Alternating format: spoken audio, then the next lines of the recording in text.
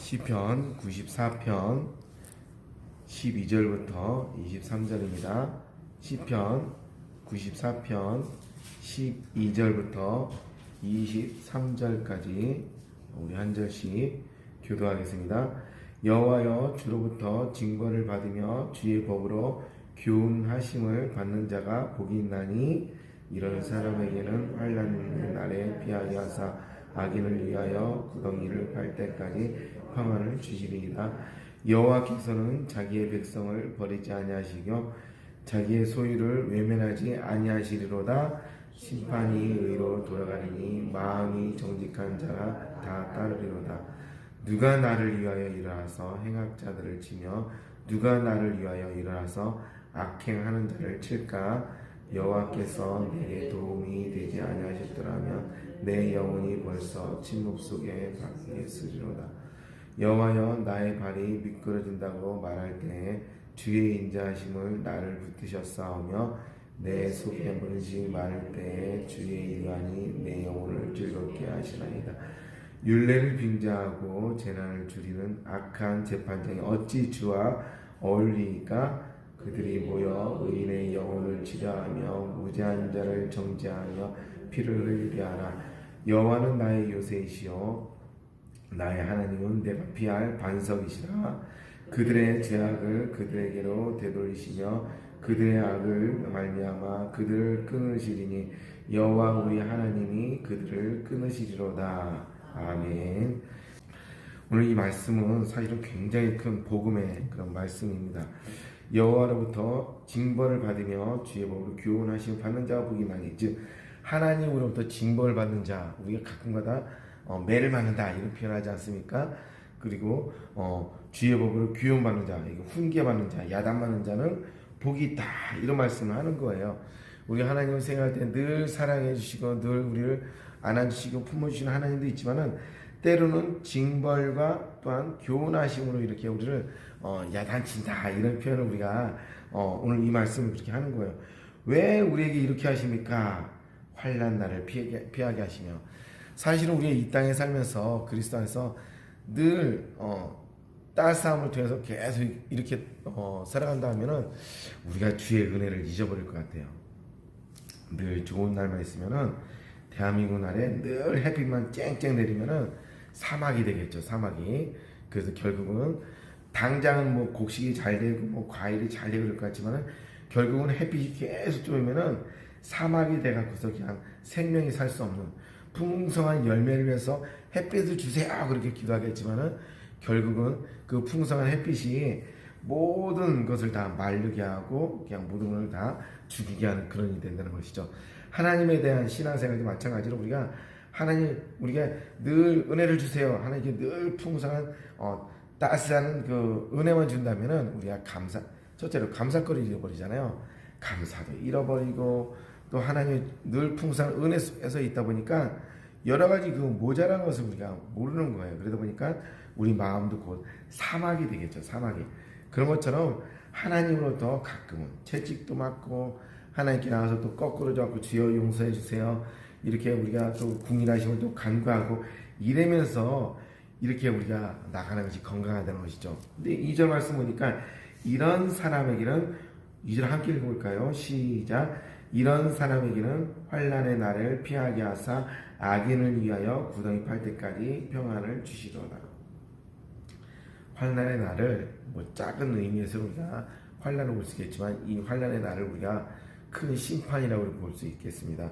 마지막 날에 우리가 심판의 날에 딱 섰을 때 우리가 그동안 하나님께 이렇게 교훈받고 저렇게 교훈받고 하나님께 또 은혜를 받고 훈련을 받고 그런 게 있어갖고 우리가 낮아져서 주님 우린 죄인입니다. 예수님밖에 없습니다.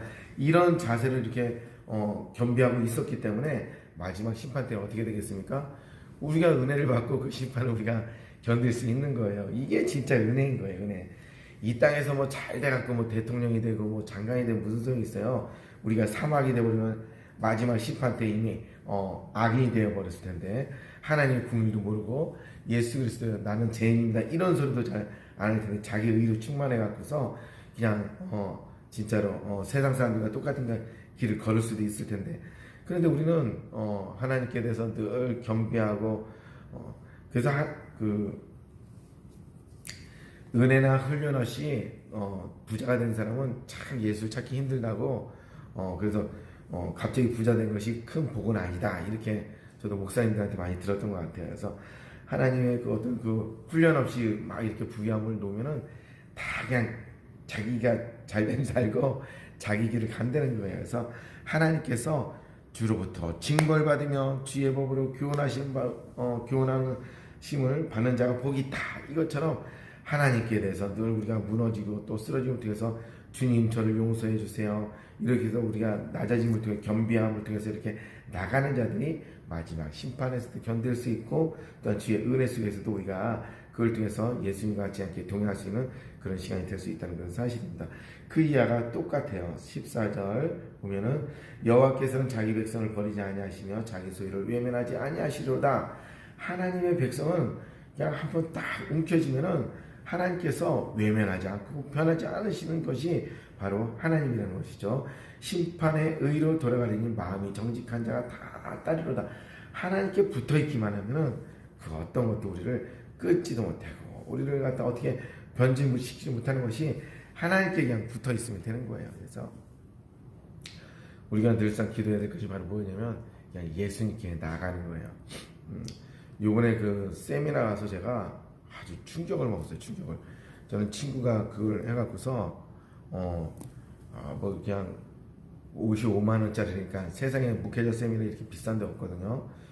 비싼 데 없는데 그래서 딱 가면은 좀 이렇게 시간적 여유를 갖고 좀 목사님들과 사귀고 그러면 커피 마시고 이렇게 좀 당신 교회는 어떻습니까? 이런 얘기를 해고 오는 그런 곳이겠구나 알고 갔더니 갔더니 처음부터 얼마나 그 시스템 자체가 몰아세우는지 제가 맨 처음에는 이게 뭐지를 내 안에 얼마나 저를 때리는지 몰라요.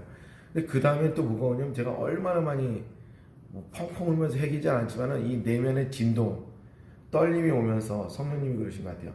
얼마나 회개를 제가 했는지 몰라요. 그것은 무슨 회개냐면은 제가 사실은 나름대로 애쓰고 막 무릎쓰고 이렇게 기도하면서 내가 하나님의 국노하시는 막 이렇게 했는데 그게 잘못됐다는 거예요. 그게 잘못된 거고 네가 진짜 구해야 될 것을 안 구했다는 거예요. 제가 사실 능력을 구했거든요. 뭐 국민하심을 구하기도 하나님 저를 불쌍히 여기주세요. 쓰임받게 해주세요. 그래서 막 몸부림치고 그렇게 했는데 이거 자체가 잘못됐다는 거예요. 가장 핵심의 본질이 바로 무엇이냐면 예수라는 거예요. 예수. 네가 예수에 대해서 본질적으로 네가 구했느냐 헷갈리죠. 저도 엄청 헷갈렸어요. 나는 이게 예수를 간구하고 예수님께 내게 오셔서 충만되어지고 예수 위에서 내가 쓰임받게 달라고 이렇게 하는 건데 그래도 그게 아니라는 거예요. 그래서 이거에 대해서 얼마나 제가 본질적으로 번민하고 고민했는데 제가 세미나를 갔다 오면 거의 못 알아들어도 50% 70% 알아들었는데 여기를 딱 갔다 와서 느낀 게 100개 중에서 내가 2개 3개밖에 못 알아들었구나. 100개 중에서 5개도 못 알아듣고 왔구나. 물론 뭐 우리가 교회 장이 나서 이렇게 내려오기도 했지만 끝까지 있다 한들 제가 5개에서 10을 10개 중에 1개도 못 알아들었을 것 같더라고요.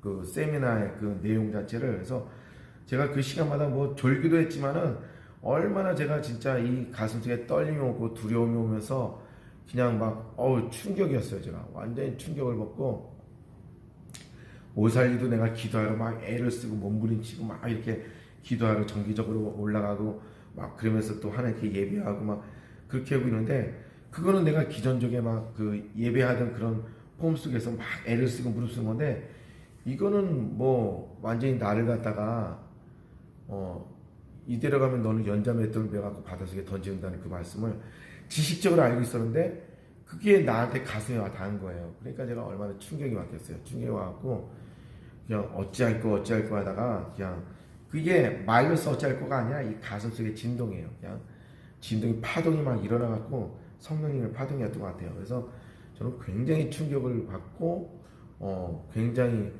이게 뭐지 이런 상태에서 그냥 온 거예요. 이게 뭔지 알고 온 게 아니라 이게 뭐지 하다가 그냥 내려와서 그냥 정신없이 또 이렇게 교회장을 이렇게 치르고 그런 상태 속에서 또 이제 어제 주일을 보면서 이렇게 이제 오늘 이렇게 새벽에 이렇게 왔습니다.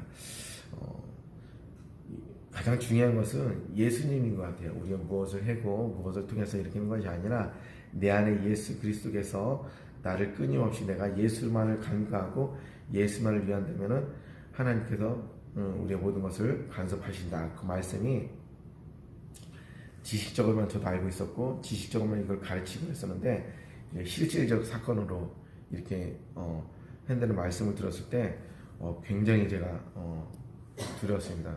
그 재단은 사전 지식이 없는 거예요. STP를 아무리 검색을 해도 사전 지식이 없어. 사전 지식이 없는 이유가 맨 처음에 가면은 그럼 사전에 알고 하면 이게 이단인가?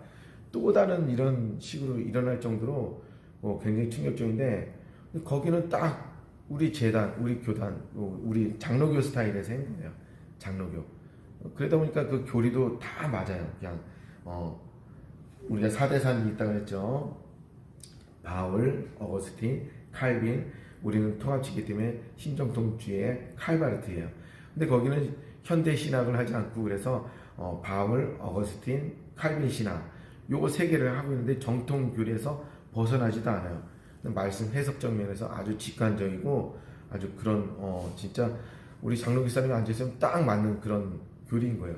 오순절 오살이 올라가는 거는 오순절 계통이거든요. 근데 저도 어렸을 때보다 맨날 통성기도 하고 부르짖는 기도를 했기 때문에 오순절이라도 우리는 장로교를 할지라도 저는 뭐 그것이 전혀 어색하지 않아요. 막 하나님께 기도하고 방언하고 막 여기 강단에서 막 기도할 때 막 그런 것이 당연히 그렇다고 저는 청년 때부터 이렇게 철학이 되면서 이렇게 훈련받아서 당연히 그런데 근데 여기는 완전히 직관적으로 그냥 장로교예요.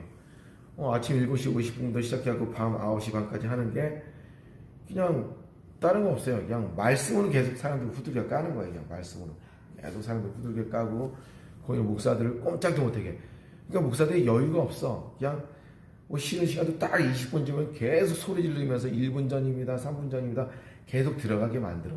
그 목사님들 다 있어도 그냥 소리를 펄럭 뭐 어차피 스태프 다 목사님들이니까 그냥 소리를 펄럭 지르면서 그냥 강요하지 않지만 강요지 뭐 소리 질러서 일단은 무조건 세미나실에 1분 전이라는 둥 3분 전이라는 계속해서 들어가게 하니까 그렇게 목사님들이 일사불란하게 처음부터 끝까지 그냥 이렇게 세미나 듣는 것도 처음 봐갖고 제가 온누리교회를 세미나를 많이 갔었는데 그거는 거기는 뭐 완전히 뭐 그냥 뭐 진짜 뭐랄까요 그냥 황제 같은 그런 목회자 쌤이라고 여기는 뭐 완전히 뭐 제가 진짜 딱 28살, 29살 때 처음 사역했을 때 그것을 다시 한번 깨닫고 왔습니다. 무슨 말씀이냐면 그때 죽기 살기로 제가 사역을 했거든요. 진짜 제가 그때 목숨을 걸었어요. 나는 죽을 거야. 그런 식으로 사역을 했었어요. 근데 딱 방법교회 오면서도 느낀 것은 죽기 살기가 없어진 거예요. 그냥 이제 뭐 나이들 많으시고 그러니까 그리고 일단 나이 많으신 게 아니라 내가 나이 많다고 생각했기 때문에 그냥 열심히 사역하면 되지. 요거 정도 있었는데 죽기 살기라는 것을 안 했는데 요번에 가서 하나님께서 너 왜 죽기 살기를 안 해? 그런 식의 말씀을 좀 깨닫기도 한 것 같아갖고 하여튼 제가 굉장히 각성된 은혜를 엄청 받고 왔어요. 하여튼 뭐 그렇다고 뭐 크게 바뀐 건 없지만은 우리가 저도 이게 예수님의 본질만을 다시 회복해야 되겠다. 그런 말씀의 은혜를 받고 왔습니다. 오늘 예배를 위해서 많이 기도해 주시고 그럼 감사하겠습니다. 제가 기도하겠습니다.